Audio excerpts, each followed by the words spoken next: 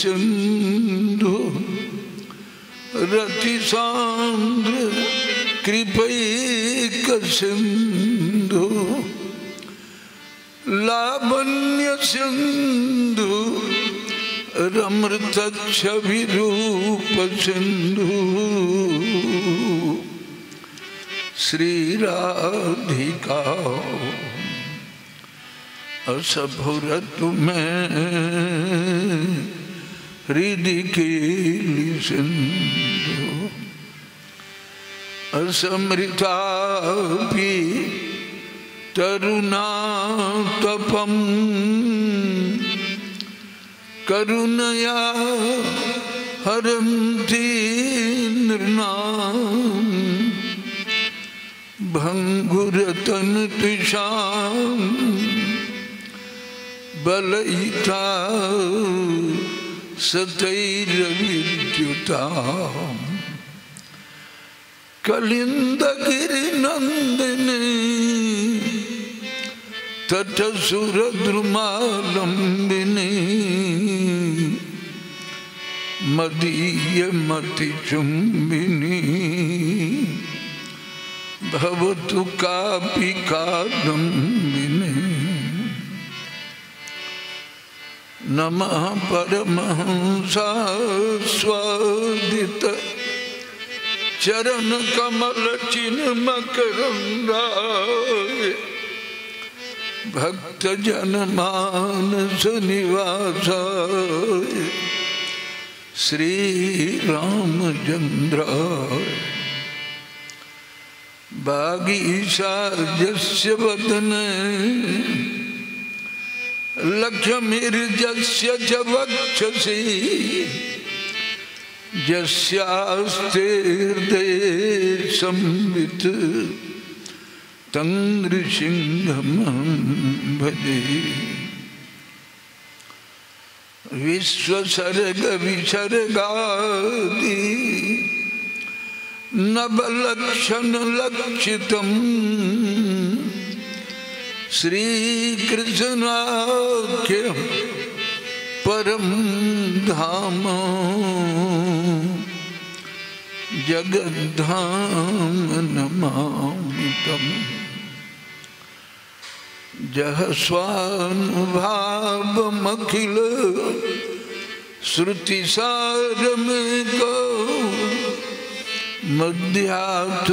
मध्यात्मदीपमति तिथिर्षतां तमोऽन्धं संसारिणां करुणया पुराणगुह्यं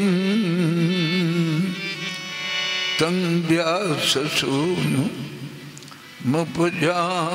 गुरुं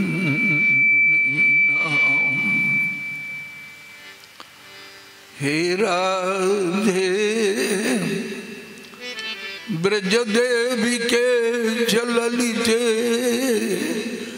हे नंद सूनो कुत श्री गोवर्धन कल्पपादपतले कालिंदी वन्ने कुत घोषन्ताभिति सर्वतो ब्रजपुरे केजरि महाम्युवलो वंदे रूप सनातनौ रघुजुगौ श्री गोपाल को वाञ्छाकल्पतरुभ्यश्च कृपा सिंधुभ्येव च पतितानां पावनेभ्यो वैष्णवेभ्यो नमो नमः। हरे कृष्णा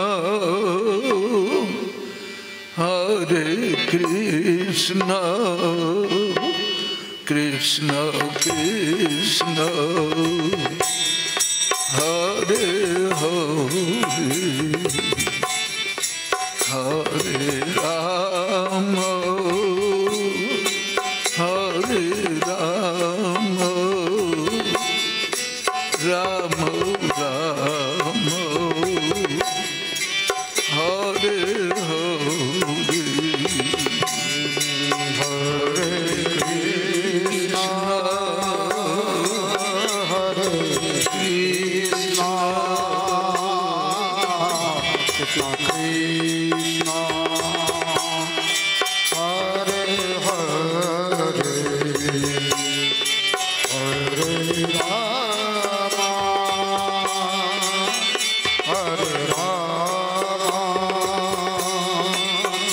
राम राम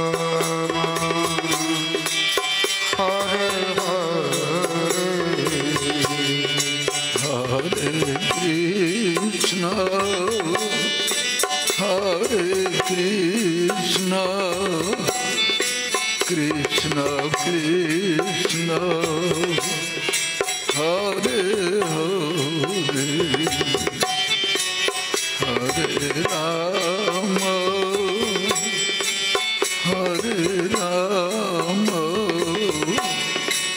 राम राम हरे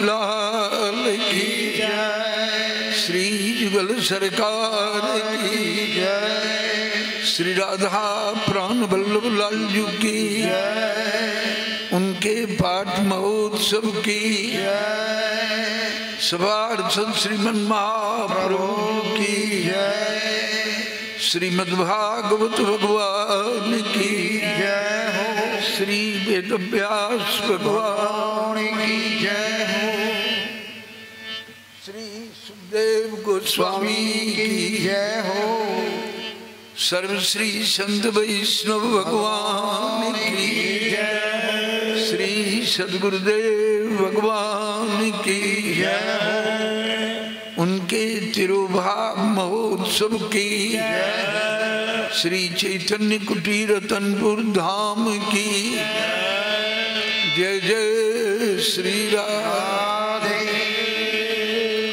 निताई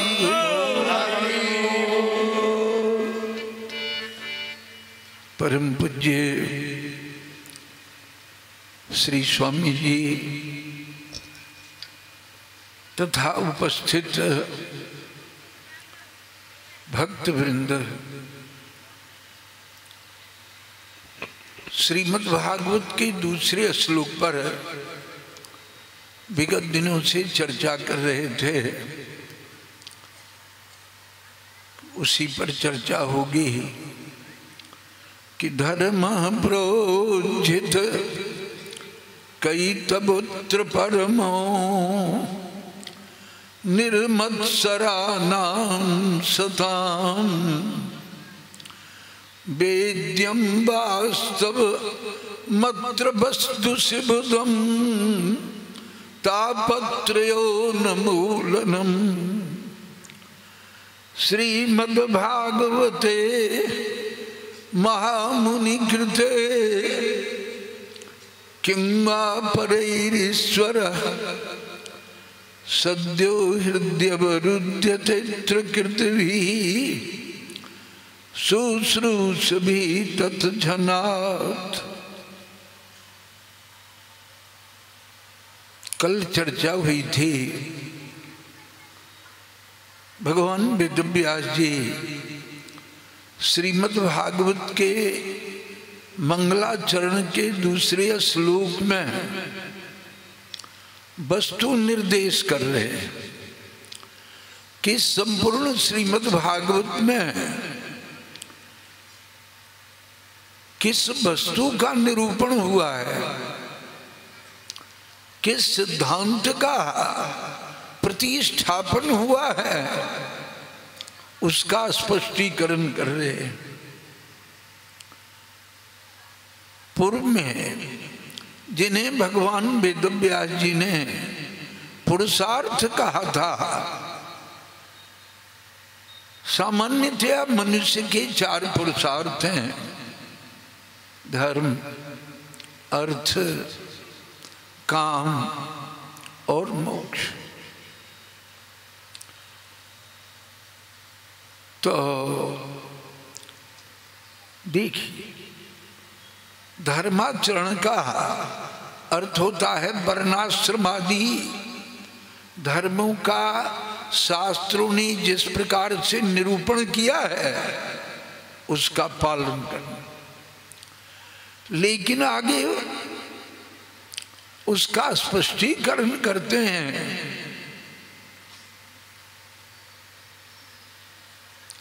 दूसरे ही अध्याय में श्री सूत गोस्वामी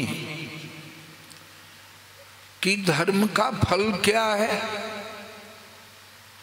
क्या धर्म का धर्माचरण का फल धन है? कहते हैं नहीं, धर्मस्यापवर्गस्य, धर्म का फल है अपवर्ग।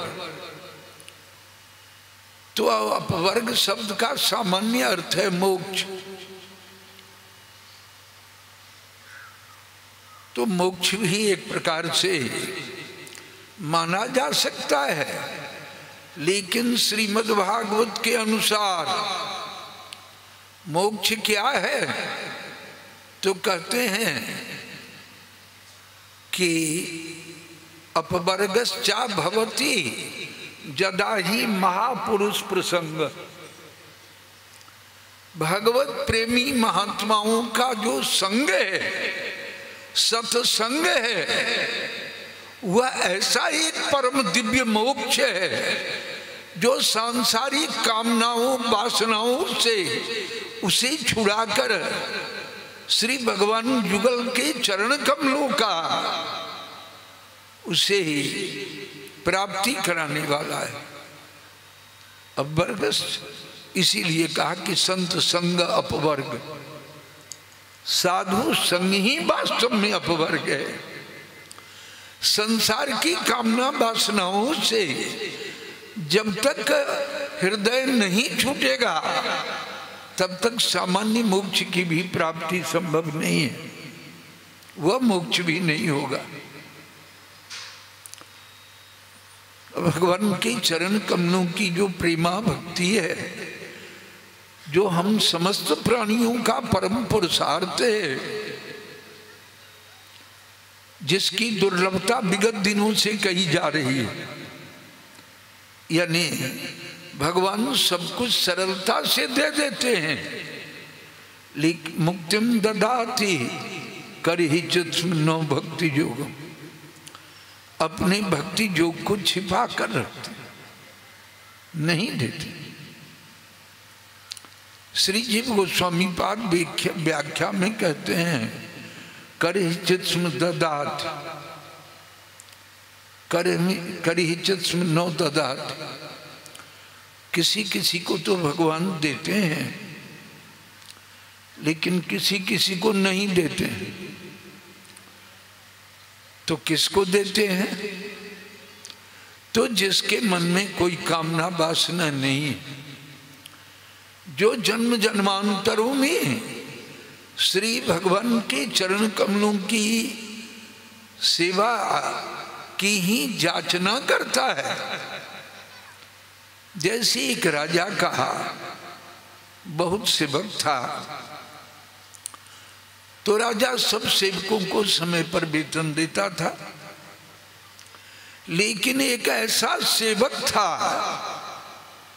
जो राजा से कभी कुछ लेता नहीं था, लेना नहीं चाहता था। राजा के बहुत आग्रह दुराग्रह करने पर भी वो प्रार्थना करता था कि मैं अगले वर्ष में वेतन ले लूंगा। तो जब एक वर्ष का समय बीत गया, राजा ने पुनः कहा कि तुम्हारा एक वर्ष का वेतन भी बाकी है। तो उसने कहा कि सरकार, थोड़े वेतन से मेरा काम नहीं चलेगा। और वह राजा की सब प्रकार की अनुकूलता करता था। देखिए, भक्ति सेवा का मतलब है अनुकूलेन। उत्तमा भक्ति का लक्षण श्री रूप गोस्वामी पाद श्री भक्ति रसामृत सिंधु में कहते हैं कि अन्याभिलाषिता शून्यम अन्य मन में कोई अभिलाषा नहीं हो, कोई कपट नहीं, कोई कामना वासना नहीं। देखिए श्री रास विहार के मंच पर जब भगवान ब्रजेंद्र नंदन श्री वृंदावन बिहारी मयूर मुक्ति रसिक शेखर श्री कृष्णचंद्र की जब बंसी ध्वनि हुई तो वहां परमहंस शिरोमणि सुखदेव गोस्वामी हम लोगों के जैसे पढ़कर या सुनकर कथा नहीं सुना रहे हैं। महाराज वे समस्त लीलाओं के दृष्टा है, उनके सामने लीलाएं प्रकट होती थी। और इस युग में श्री गीता वाटिका में जो श्री राधा बाबा थे तो उनका एक ग्रंथ है कृष्ण लीला चिंतन, 10वें स्कंद के यानी 28 अध्याय तक उसमें लिखे हुए हैं।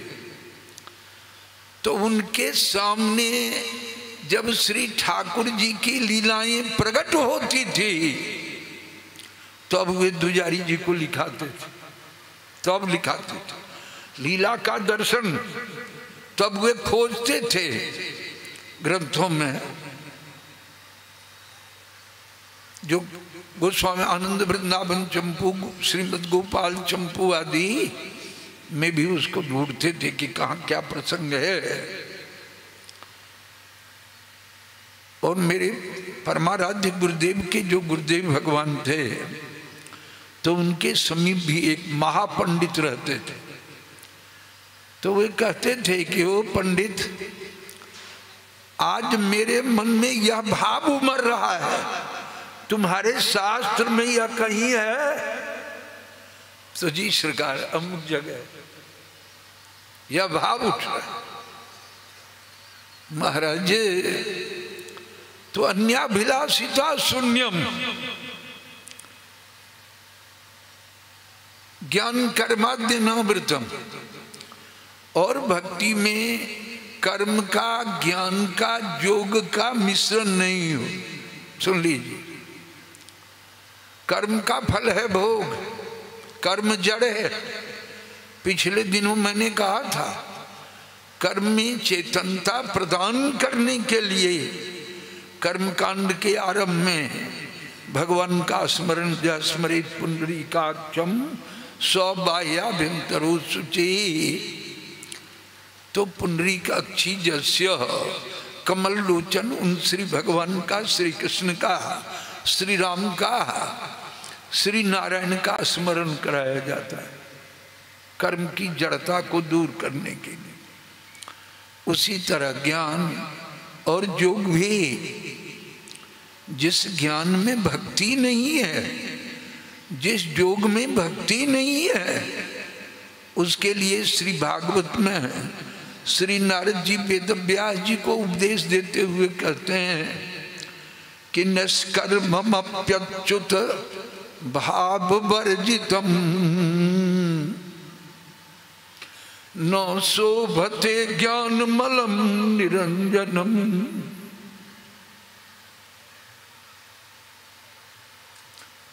कुतः पुनः सस्वद भद्रमीश्वरे नो चार्पितम कर्म यदप्य कारणम।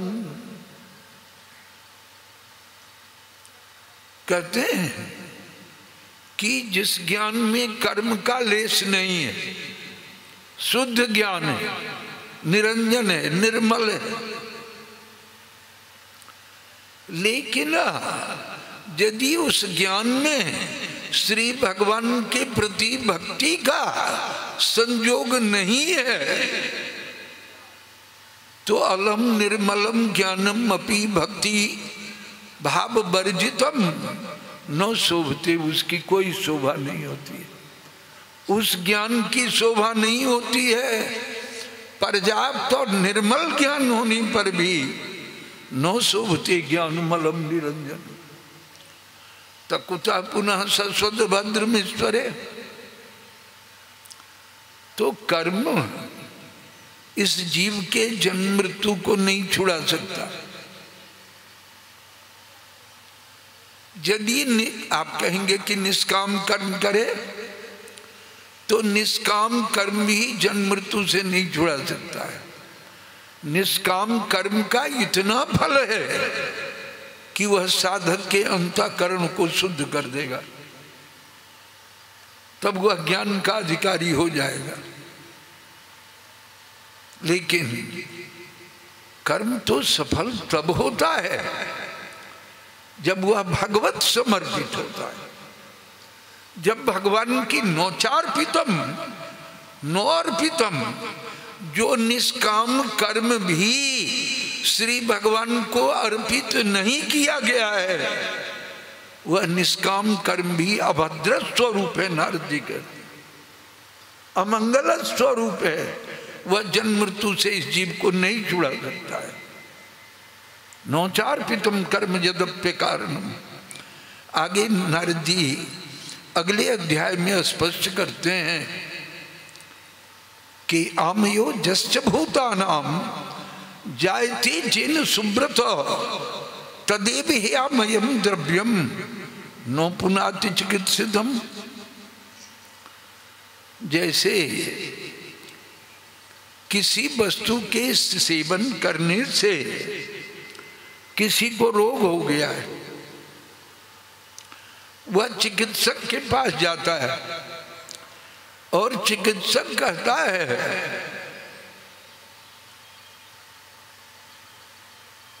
कि तुम अमुक चीज का सेवन करो। जैसे मान लीजिए किसी ने बहुत दूध पी लिया तो डिसेंट्री हो गई, पेट खराब हो गया। वह वैद्य के पास गया और वैद्य ने कहा कि दूध मत पियो, दूध का दही जमा कर थोड़ा उसमें सब गोल मिलाकर खाओ, उससे तुम स्वस्थ हो जाओगे। तो जिन कर्मों के करने से, हरि बोल, जिन कर्मों के करने से यह जीव बीमार पड़ा हुआ है, संसार के जन्म मृत्यु के चक्कर में पड़ा हुआ है, उससे छुटाने के लिए वैदिक शास्त्रों ने और महापुरुषों ने एक चिकित्सा विधि बतलाई है कि कर्म किए बिना तुम नहीं रह सकते। इंद्रियों का स्वभाव है कर्म करना, इंद्रियां कर्म करेगी,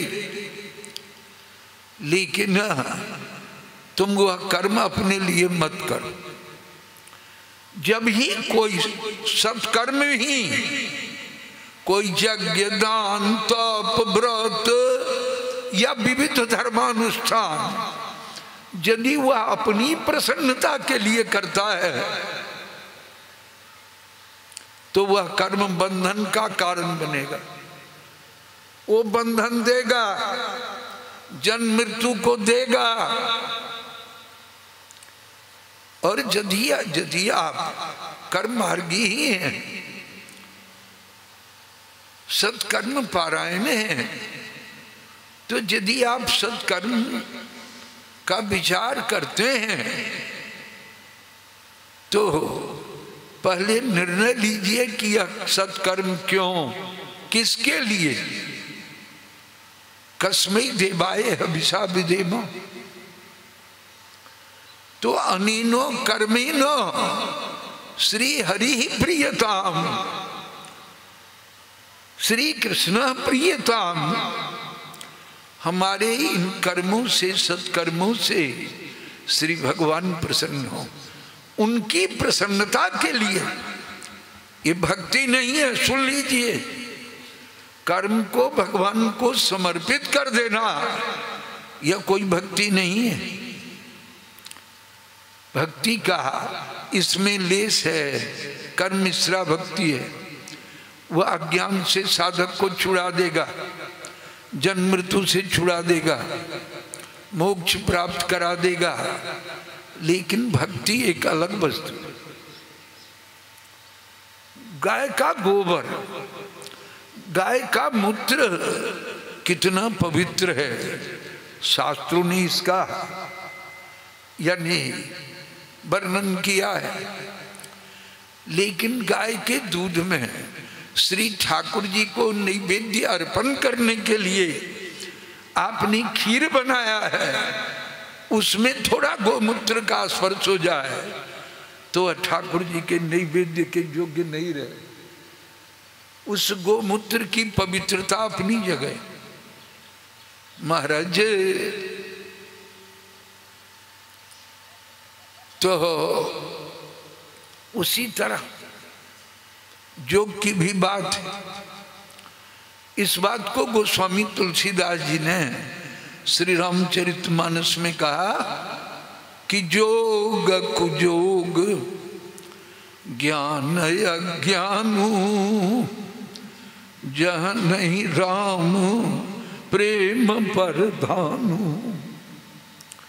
वह जोग जोग नहीं कुजोग, और वह ज्ञान अज्ञान है जिसमें भगवान के प्रेम की प्रधानता नहीं। तो धर्माचरण का भी वास्तविक फल है।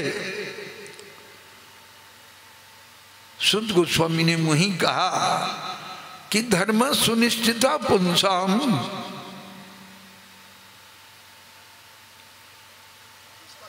विश्वक से इन कथा सुजा नोतपाद जयति रतिम श्रमे बही केवल। बहुत धर्मनिष्ठ है, जीवन भर धर्माचरण किया है, पूर्व जन्मों में भी धर्माचरण किया है, तो धर्म का फल भगवान नहीं है, धर्म का फल भक्ति नहीं है। रूप गोस्वामी जब इसकी चर्चा करते हैं श्रीमद् भक्ति रसामृत सिंधु में, तो कहते हैं कि ज्ञानतः सुलभा मुक्तिर भुक्तिर यज्ञादिदानतः श्रेयम साधन सहस्रई हरि भक्ति सुदुर्लभा। ज्ञान से मोक्ष सुलभ हो जाता है और कर्म से जब यज्ञ दान व्रतादि धर्मानुष्ठान से लोक और परलोक ब्रह्मलोक पर्यंत का भोग भी सुलभ हो जाता है। लेकिन हजारों प्रकार के कल्याणकर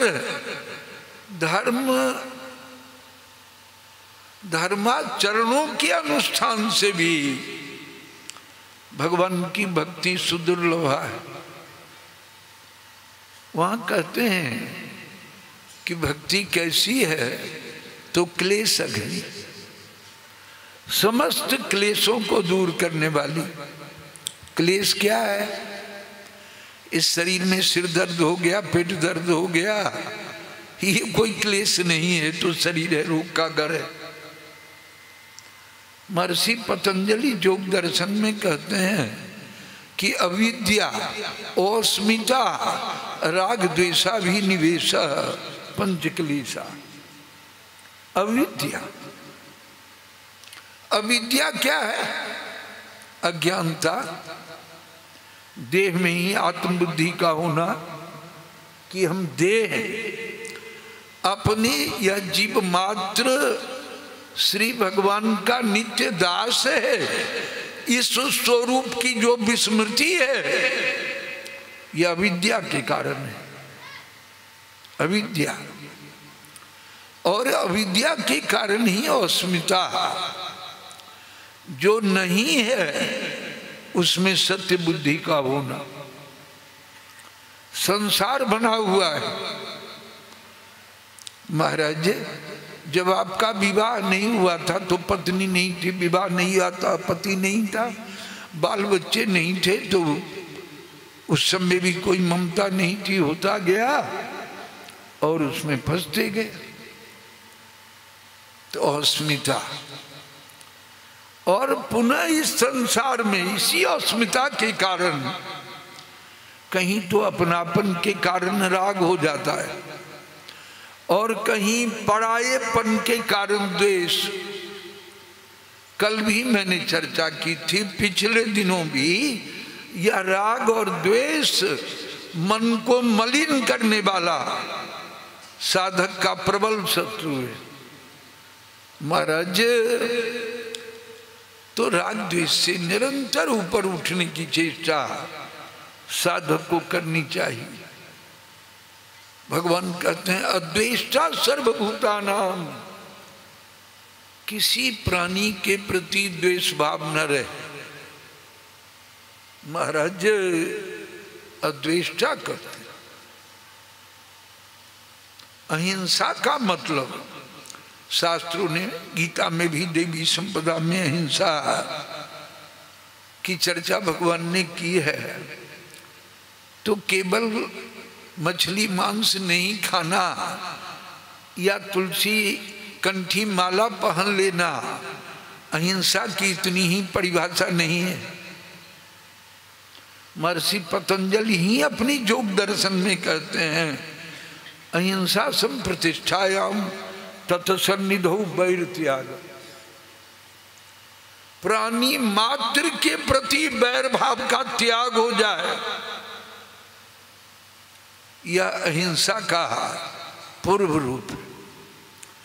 महाराज वैर भाव का त्याग। इतना ही नहीं, आपने सुना होगा या पढ़ा होगा कि भगवान बुद्ध जा रहे थे और अंगुली माल डाकू जो लोगों की हिंसा करता था, तो भगवान बुद्ध के दर्शन से उसकी हिंसा वृत्ति छूट गई। तो यह हिंसा की संपूर्ण प्रतिष्ठा वहां है जहां हिंसक प्राणी भी उन महापुरुष के समीप आकर अहिंसक बन जाता है। यह अहिंसा की परिभाषा है। तो अपनापन के कारण राग हो गया और परायेपन के कारण द्वेष हो गया। और यदि आप उसको हटाने की चेष्टा नहीं करते हैं, उसको और पुष्ट करने की चेष्टा करते हैं, तब तो जन्म जन्मांतरों में आपकी जन्म मृत्यु बनी रहेगी। वो जन्म मृत्यु नहीं छूटेगा। भगवत प्राप्ति तो दूर की चीज है, बहुत दूर है। उससे ऊपर उठना होगा। और इस अभिनिवेश उसी में फंसा। महाराज, तो अविद्या, अस्मिता, राग, द्वेष और अभिनिवेश, यही 5 क्लेश। तो इन भगवान की भक्ति का स्वरूप है,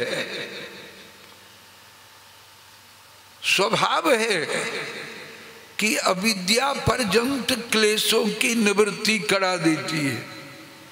महाराज देखिए, सब लोग जानते हैं, श्रीमद् भागवत पढ़ते हैं, अजामिल की कथा। अजामिल ने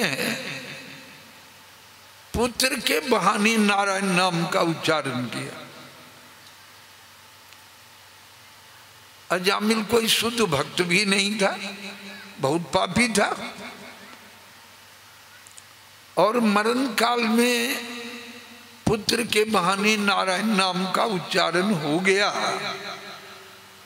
तो जमदूत तो उसे लेने के लिए आ गए थे। भयंकर जमदूत भगवान के पार्षद आ गए। वे आकाश मार्ग से जा रहे थे। उनने सुन लिया कि समय दर्द और कड़ा भरे स्वर में किसी ने मेरे स्वामी के नाम का कीर्तन किया है। तो दौड़कर नंद सुनंदादि पार्षद वहां आ गए, पहुंच गए। तो जमदूतों से उन लोगों ने कहा कि अरे तुम लोग कौन हो? तो जमदूतों ने कहा कि हम लोग धर्मराज के दूत हैं, यहाँ क्यों आए हो? तो इस पापी को लेने के लिए आए। तुमने नहीं सुना?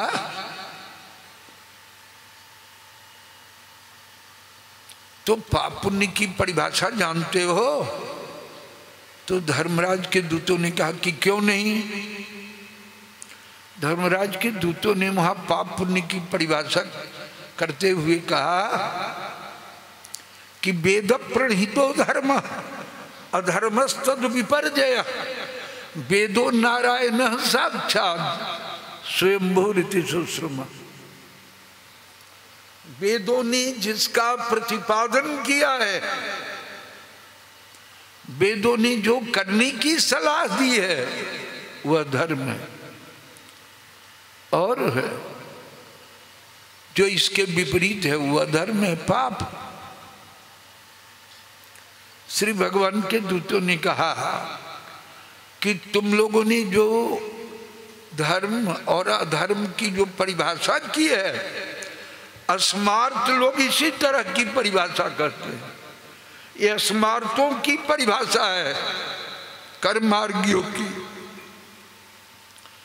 तुमने नहीं सुना कि मरने के समय इसने भगवान के परम मंगलमय नाम का उच्चारण किया है? तो जमदूतों ने कहा कि महाराज, इसने भगवान के नाम का उच्चारण कहाँ किया है? इसके छोटे बेटे का नाम नारायण है, इसने अपने बेटे का नाम लिया है। तो श्री भगवान के दूतों ने कहा एक बात कहो, इसके बेटे का नाम नारायण कब पड़ा? कितने दिनों से इसका बेटा नारायण कहलाता है? तो जो थोड़े दिनों का होगा। अनादि काल से इस नारायण नाम के ऊपर किसका अधिकार है? मेरे स्वामी का अधिकार। चलो, और वहां भगवान के दूत कहते हैं, विष्णु दूत, कि सांकेत्यम पारिहास्यम वा अस्तोभम हेलन मेबुआ वैकुंठ नाम ग्रहण अशेषागहरम विदु।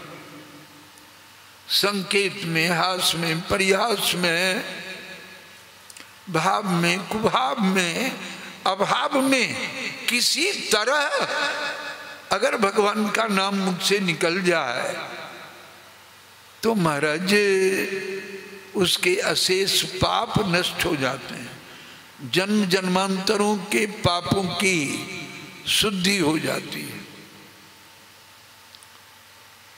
तो आप कहेंगे कि हम लोग जो इतना नाम करते हैं, बहुत नाम करते हैं, क्यों नहीं हो रही है?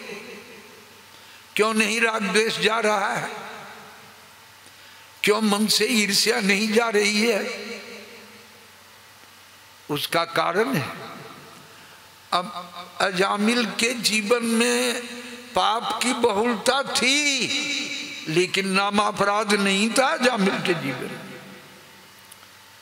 हम लोगों की जो शुद्धि नहीं हो रही है, उसका मुख्य कारण है अपराध, नामापराध। संत वैष्णव जनों की निंदा करना नाम का सबसे पहला अपराध है। पिछले दिनों मैंने चर्चा की थी, किसी की निंदा नहीं करनी चाहिए, यह निंदा बहुत बड़ा पाप। और शिवस्य श्री विष्णु, उस पर भी मैंने चर्चा की थी।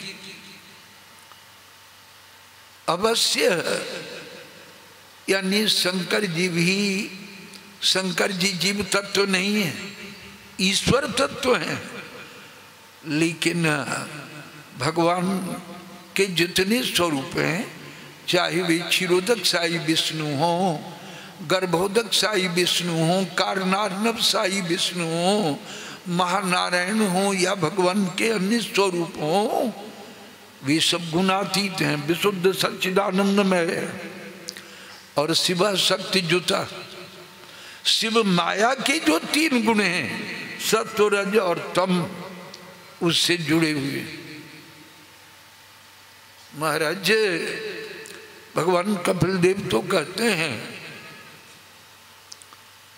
कि जत पाद पद्म निसृत, तीसरे स्कंद में, कि जत पाद पद्म निसृत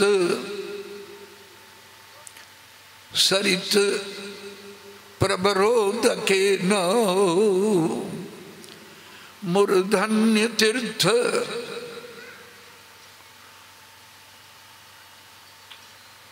मूर्धन्य तीर्थेन शिव शिवो भूत ध्यातुर्मना समल शैल निशिष्ट वज्रम ध्याये चिरम भगवतस् चरणारविंदम।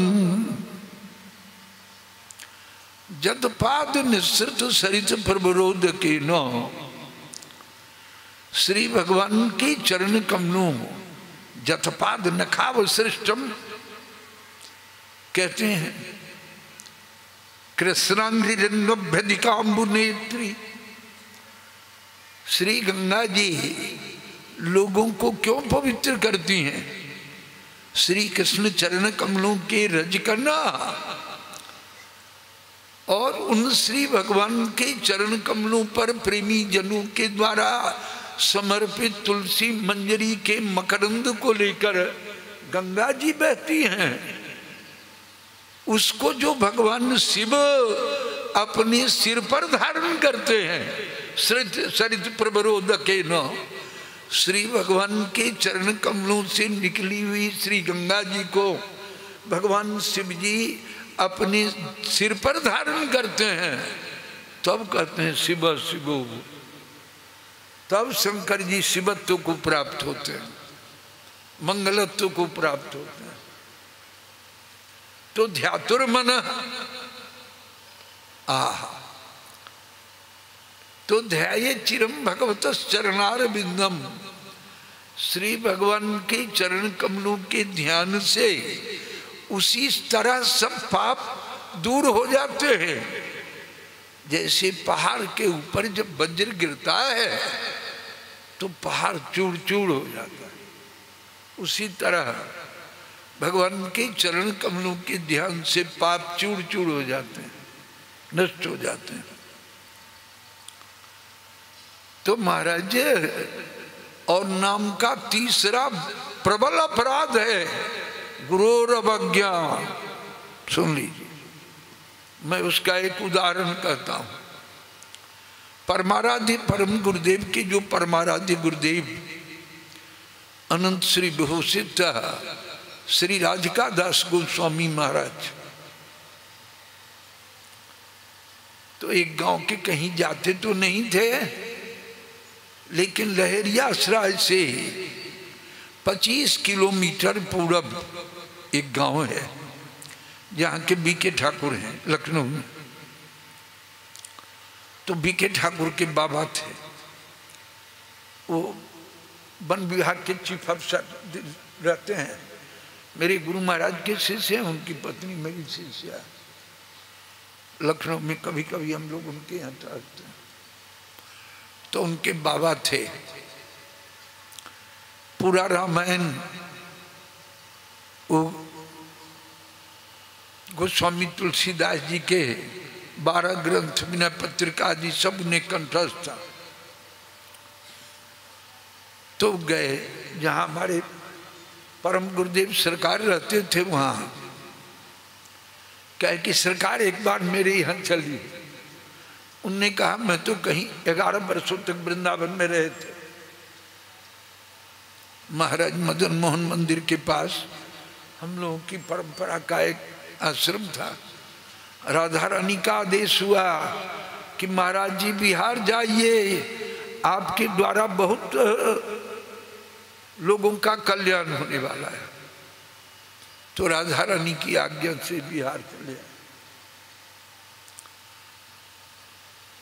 तो उन्हें बड़ी सरकार ने कहा कि 1 वर्ष रहो मेरे पास, चटाई पर सो, आप फुटहा खा करके जैसे मैं रहता हूं उस तरह रहो। तो भी हठी भक्त थे। 1100 एकड़ जमीन थी उन्हें, बीके ठाकुर सबको भी बहुत जमीन है, अभी भी 125 बीघा उन्हें जमीन है बीके ठाकुर। तो उनके बाबा को 1100 बीघा जमीन थी। तो सरकार, बड़े सरकार हमारे परम गुरुदेव मान ली। तो नया नगर में स्टेशन से यानी दूर था, 8 कोस की दूरी थी। कहारों को हटाकर यानी पालकी में वे स्वयं, उतने बड़े जमींदार लोग थे, पालकी में लगकर और बड़े सरकार को अपने गांव में लाए। तो वहां कुछ महीने रह गए।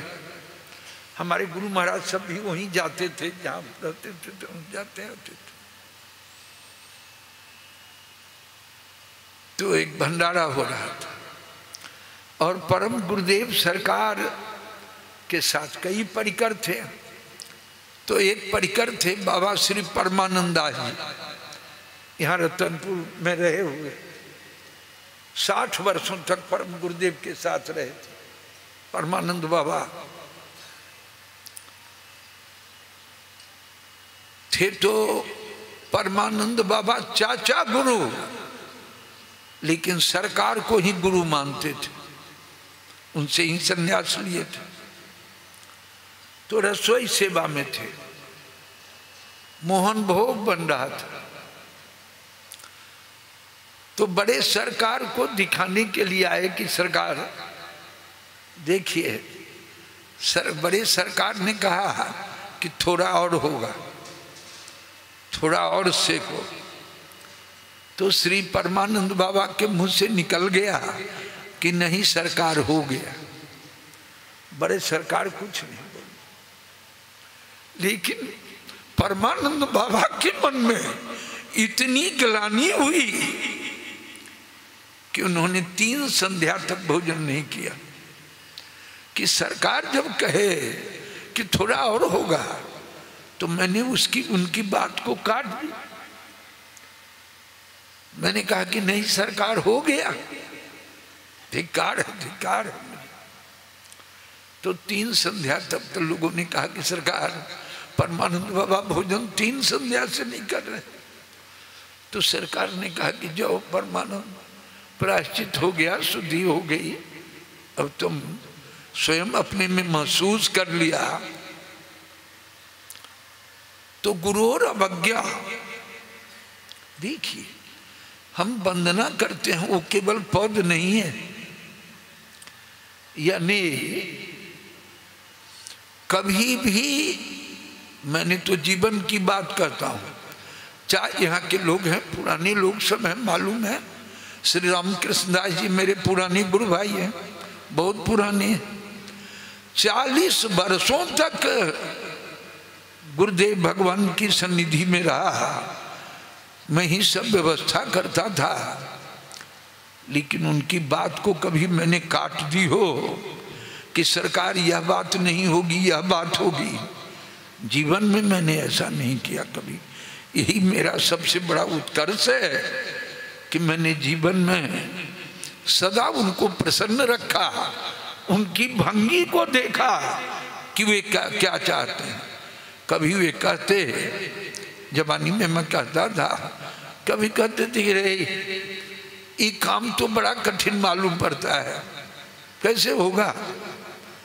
तो हम कहते हैं आप आज्ञा करें, आपकी आज्ञा होगी तो मैं हिमालय की चोटी पर जाकर झंडा फहरा दूंगा। वो तो आपकी आज्ञा काम करेगी, बल तो आपकी आज्ञा में है। महाराज समर्पण भगवान हमारे नेत्रों के प्रत्यक्ष विषय नहीं है। और जब अधूरा समर्पण, कन्हई भी 3 जगह से टेढ़े हैं, हम आपको भी अधूरा समर्पण किसी का पसंद नहीं है। महाराज तो कन्हई क्यों अधूरा समर्पण किसी का लेंगे? पूरा समर्पण ठाकुर चाहता है कि वह पूरा समर्पित। पूरा समर्पण का मतलब क्या है? अरे कोई 10 आदमी की अगर नौकरी करता है तो वह किसका नौकर कहलाएगा? किसका सेवक कहलाएगा? कोई स्त्री 10 पुरुषों के पास रहती है तो किसकी पत्नी कहलाएगी? तो महाराज जैसे संसार में आप पसंद नहीं करते हैं कि जो मेरा सेवक है, जो मेरी पत्नी है, जो मेरा पति है, वह मेरा ही बनकर रहे, तो यह स्वभाव जीव का कहां से आया है? भगवान का स्वभाव, भगवान का अंश होने के कारण भगवान का ही स्वभाव जीव में आया है। तो भगवान क्यों नहीं चाहेंगे? गीता में भगवान बार बार अनन्य शब्द पर जोर देते हैं। अनन्यास चिंतयन्तु माम, अनन्य चेता सततम माम, भजते माम अनन्य भाग। बार बार अनन्यता पर जोर देते हैं। अनन्यता का क्या मतलब है? नो अन्य। महाराज अन्य नो। तो भगवान के जो सच्चे प्रतिनिधि सदगुरु हैं, वहीं समर्पण होता है, पूरा समर्पण। तो मैं एक दृष्टांत दिया करता हूं कि अमेरिका के कोलोराडो में हल्ला हुआ कि यहाँ की खेतों में सोने की खान है। तो बड़े बड़े लोग अमेरिका के वहां गए और बड़ा बड़ा प्लॉट लोगों ने खरीद लिया। एक अमेरिका का बहुत बड़ा धनी आदमी था, उसने एक लंबी चौड़ी पहाड़ी खरीद ली और मशीन तैयार कराया पहाड़ खुदवाने के लिए। 3 दिनों तक खुदवाया, सोना उसे नहीं मिला। बेचारा निराश हो गया, रोने लगा। पत्नी से कहने लगा कि हाय हाय, मैं बर्बाद हो गई, अब मैं इसे बेचूंगा। तो पत्नी ने कहा कि कौन तुम्हारे जैसा बेवकूफ है जो इसको खरीदेगा? कहा अच्छा, कोई विज्ञापन निकलवाया कि मैं मशीन सहित पूरी पहाड़ी को बेचना चाहता हूं। तो एक खरीदार आ गया, सौदा हो गई, लेन देन हो गई। तो अब इसने कहा कि भैया मैं तो बर्बाद हो गया था, मेरी पूरी संपत्ति इसमें लग गई थी, लेकिन मैं तो अब बच गया, तुम बर्बाद हो गए। तो खरीदने वाला यानी कलेजे का बड़ा दमदार था, मजबूत। उसने कहा तुम उसकी फिक्र मत करो, हो सकता है जहां तक तुम खुदवाए हो सोना नहीं हो, बाद में सोना हो। और जब पहले ही दिन उसने खुदवाना चालू किया तो पूरी पहाड़ी में सोना ही सोना था। अब तो पहले वाला पहले भी रोया, और जब पहाड़ी में सोने सोने देखा फिर छाती पीट पीट कर रोने लगा। क्या आया मेरा दुर्भाग्य। भाई पूरा दाव खेलना पड़ता है, सुन लीजिए, पूरा समर्पण करना पड़ता है। अब मन में कुछ छल रखकर, कुछ कपट रखकर अगर समर्पण होता है तो भगवान तो अपने परम खिलाड़ी हैं। आओ महाराज, तो गुरु और अवज्ञा, श्रुति शास्त्र निंदनम आदि मैंने चर्चा की थी। अजामिल पुत्र के बहाने नामाभास होने पर भी अजामिल को जो मोक्ष की प्राप्ति हो गई, उसका कारण था कि अजामिल के जीवन में नामापराध नहीं था, पाप था। पाप तो रुई की ढेर है, उसमें दिया सलाई की एक तिली लगा दीजिए तो पूरा ढेर जल जाएगा, और अपराध पत्थर है। महाराज इसलिए भजन तो करना ही है, भजन तो अवश्य करते रहें, जय जय, लेकिन अपराध से बचते हुए, अपराध नहीं हो इस बात का पूरा ध्यान रखना चाहिए। महाराज आई तो मैं कह रहा था कि धर्म प्रोजित कई तबोत्र परमो, तो इस श्रीमद् भागवत से सारी कपट धर्मों को, मोक्ष को महाप्रभु ने तो प्रधान कपट कह दिया, प्रधान कपट फटक कर दूर कर दिया गया है।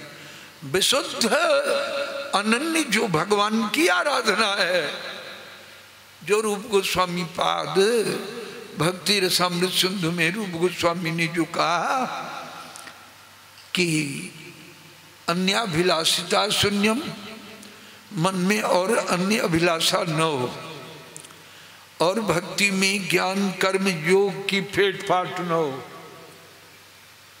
नहीं तो भक्ति कर्म मिश्रा, ज्ञान मिश्रा, योग मिश्रा भक्ति हो जाएगी, शुद्धा भक्ति नहीं होगी। शुद्धा भक्ति महाराज और कहते हैं कि आनुकूल्येन आनुकूल्येन कृष्णान, श्री भगवान तो ऐसे हैं कि प्रातिकूल्येन प्रतिकूल भाव से भी, जैसे शिशुपाल आदि, पूतना,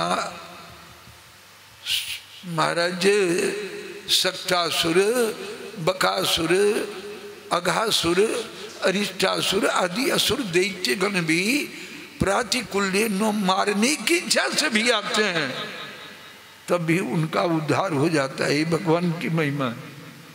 विद्वड और असनिग्धा, द्वेष करने वाले भी और असनिग्धा भावुका जो प्रेमी जन है, दोनों भगवान को प्राप्त करते हैं। लेकिन दोनों की प्राप्ति में अंतर है। सुन लीजिए, पूतना आती है अपने स्तन में कालकूट जहर लगाकर भगवान श्री बालकृष्ण को मारने की इच्छा से अपना स्तन दूध पिलाती है। पूतना को भगवान माता की गति दे देते हैं। और ध्यान कीजिए, जो संपूर्ण वात्सल्य रस की परमाधिष्ठात्री परत्व जो श्रीमती श्री ब्रजरानी जसोदा मैया हैं, वे जब श्री बाल कृष्ण को अपने अंक में लेकर अपना स्तन्य दूध पिलाती है, तो जिस अनिर्वचनीय परमानंद का रसास्वादन श्रीमती ब्रजरानी जसोदा जी को होता है, वह पूतना को हुआ। गति तो मिल गई महाराज, लेकिन वह मति पूतना को नहीं थी। वह मति कहाँ मिलती है? तो भगवत प्रेमियों की गोष्ठी में बैठकर वह मति पाई जाती है। उन संत महापुरुषों की गोष्ठी में वह मति मिलती है, जिस मति में श्री भगवान के उस प्रेम सेवा का रसास्वादन होता है। इसलिए कहा अनुकूल्येन कृष्ण, रसास्वादन गति मिल जाएगी, मोक्ष मिल जाएगा, लेकिन प्रेमामृत का रसास्वादन नहीं होगा। उसके लिए अनुकूल बनना पड़ेगा। अनुकूल्येन कृष्ण शीलिनम भक्तिरुत्तमा। और यह भक्ति क्लेश अग्नि श्रीमद् भागवत में जिस शुद्धा प्रेमा भक्ति का निरूपण किया गया है, वह कैसी है? तो क्लेश अग्नि शुभदा, समस्त अविद्या पर्यंत क्लेशों को दूर करने वाली। तीसरे स्कंध में श्री मैत्री जी विदुर जी से कहते हैं कि भगवान की जो लीला कथा है, अशेष संक्लेश समम विधत्ते गुणानुवाद श्रवणम मुरारे।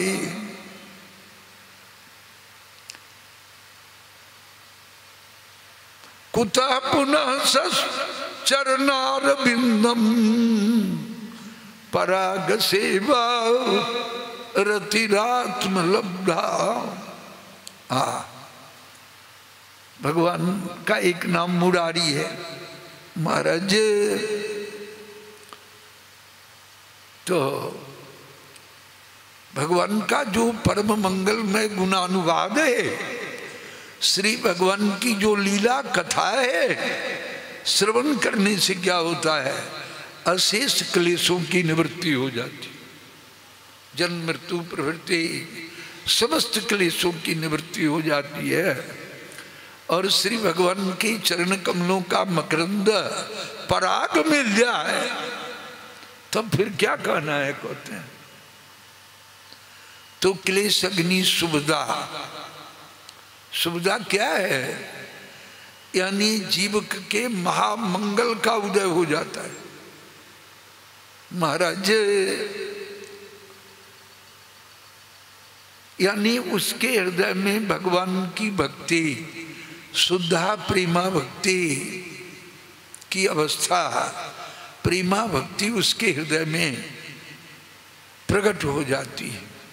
यह भक्ति क्या है, तो भगवान की स्वरूपा अंतरंगा शक्ति जो निरंतर से भगवान में रहकर भगवान जुगल की निरंतर सेवा करती हैं, उसी अंतरंगा स्वरूपा शक्ति का चिद विलास भक्तों के हृदय में जाकर उसके हृदय में श्री भगवान के प्रति नव नव सेवा की भावना को उत्पन्न करती है। महाराज तो सुविधा, और यह भक्ति कैसी है, तो मोक्ष लघुता कृत, मोक्ष को लघु कर देती है, तुच्छ कर देती है, लेकिन कहते हैं सुदुर्लभ। और इसके विशेषण क्या है, तो सांद्रानंद विशेषात्मा,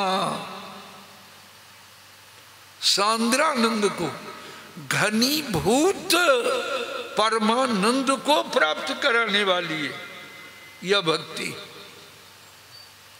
और श्री कृष्णाकर्षणी जैसा, और भगवान को धाम से आकर्षित कर लेती।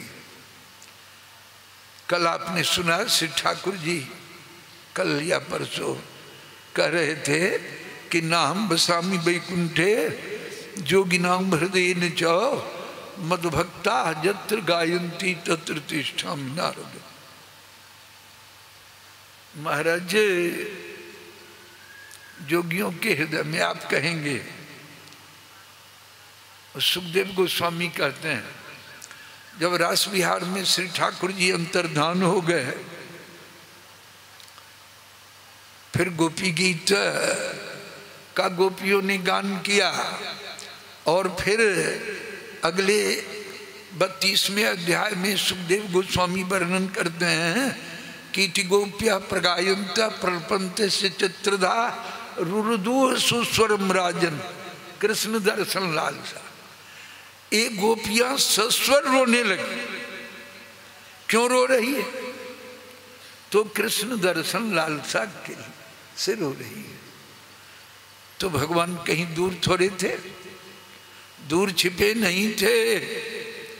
महाराज एक बार की कथा है, स्वामी शरणानंद जी सुना रहे थे।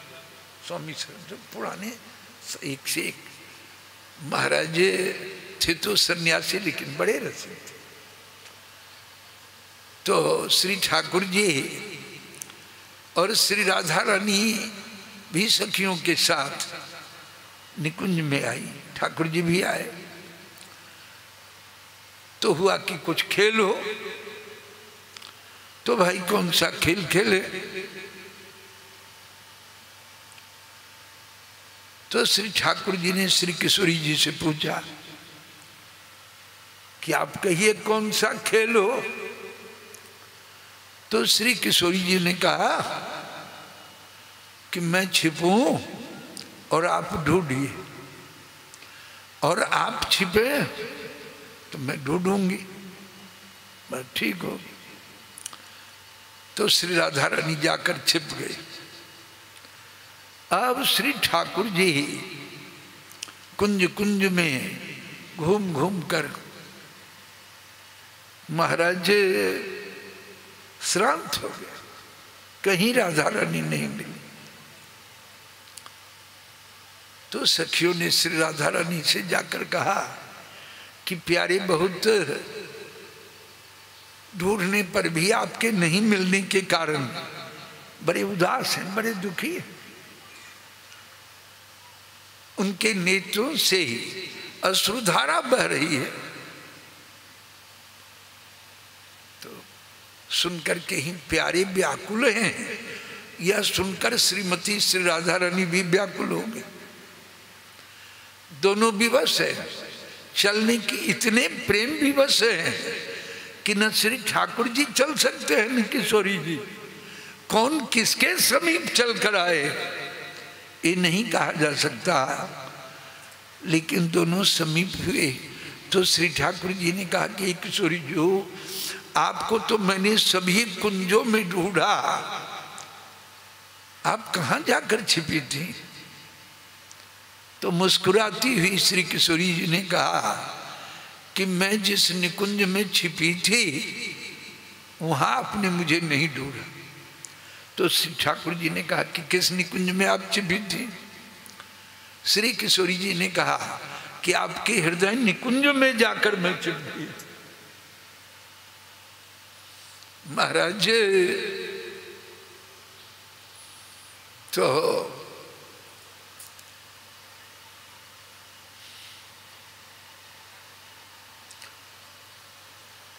मोक्ष लघुता कृत सुदुर्लभा श्री कृष्णा करसनी।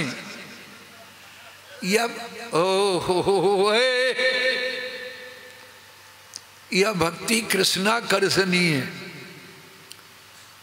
भगवान अपने धाम से, देखिए भगवान तो सर्वत्र है, उनको कहीं से आने जाने की जरूरत नहीं होती है। आप जहां हैं, एक उर्दू के शेर में कहते हैं कि हो तुम कहाँ तो हो तुम जहां। हम आप जहां हैं वे वही हैं। केवल हमारी आपकी भावना की जो दृढ़ता है, भावना की जो प्रबलता है, वे हमारी आंखों के सामने क्यों नहीं प्रकट हो जाएंगे तो आपको क्या आनंद आएगा? आंखों में तो संसार का कचरा भरा हुआ है, रोग भरा हुआ है। इन आंखों से जब सब कुछ देखने की वासना निकल जाएगी, केवल उन्हें ही देखने की प्रबलतम भावना उत्तरोत्तर बढ़ेगी, तभी आंखों के सामने आएंगे। महाराज वहां भगवान ने गोपियों से पूछा है, गोपियों ने जब जिज्ञासा की है, मैं दूसरी बात वहां कहना चाहता था कि भगवान जोगियों के हृदय में, तो वहां भी सुखदेव गोस्वामी वर्णन करते हैं कि गोपियों ने स्वैरुत्तरीय कुछ कुंकुमांगित रची कृपन्नासन मातम बंधवे, अपनी प्राण बंधु प्रियतम श्री कृष्णचंद्र को विराजित करने के लिए उन गोपियों ने अपनी अपनी ओढ़नी बिछा दी। तो ओढ़नी में कहीं तो नेत्र का काजल लगा हुआ था, कहीं भाल का, कहीं वक्षस्थल का कुमकुम लगा हुआ था, कहीं अधर ओष्ठ का पान का पीक लगा हुआ था। तो उस पर भगवान श्री कृष्ण बड़े प्रेम से विराजमान हुए, लेकिन जोगियों के जम नियम आसन प्राणायाम प्रत्याहार धारणा ध्यान और समाधि, इन साधनों से निर्मल हुए अंतःकरण में ये श्री कृष्णचंद्र एक क्षण के लिए भी नहीं जाते। श्री नंददास जी भी वर्णन में कहते हैं श्लोक के अनुवाद में कि कहूँ काजर कहूँ कुमकुम कहूँ जो पी कली कबर तह राजत नंद नंद दर्प कंदर्प दर पर जोगी जन बन जाय जतन करी कोटि जन्म पची अति निर्मल करी राखत हिय में आसन रचि रचि इक दिन तह नहीं जात नबल नागर सुंदर हरि अब्रज जुबतिन के आसन पर बैठे अति रुचिकर। तो बचपन से ही मुझे माने राजपंचाध्यायी 16 वर्ष की अवस्था की प्रारंभ थी, तभी मैंने कंठस्थ किया था परमाराध्य गुरुदेव की आज्ञा से। तो नित्य पाठ का नियम है, अभी चल रहा है, प्रतिदिन चलता है।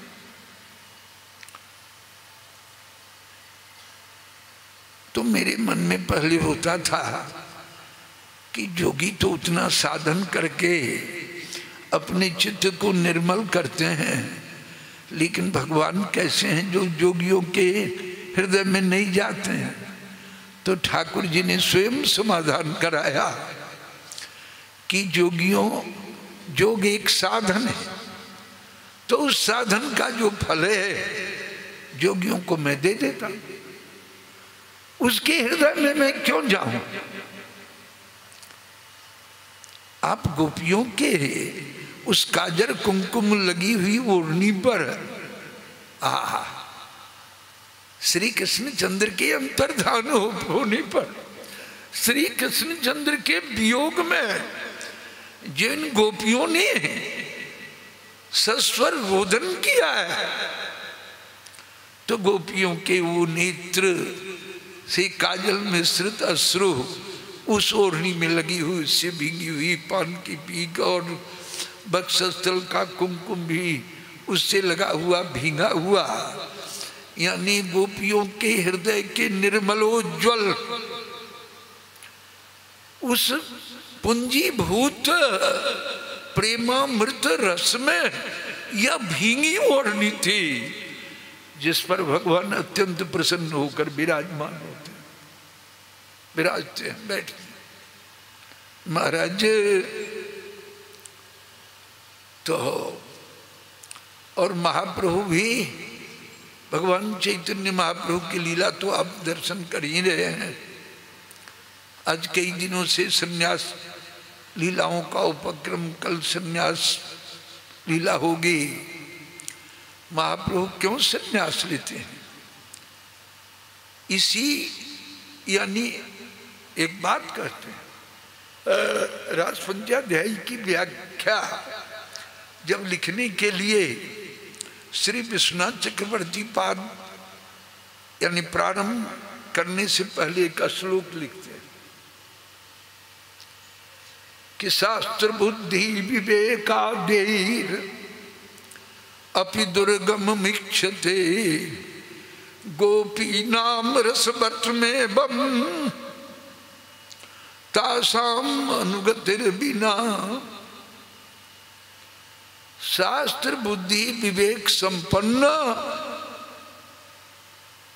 विद्वानों को भी रास पंचाध्यायी की व्याख्या लिखने का अधिकार, चाहे उस पर बोलने का अधिकार भी नहीं है।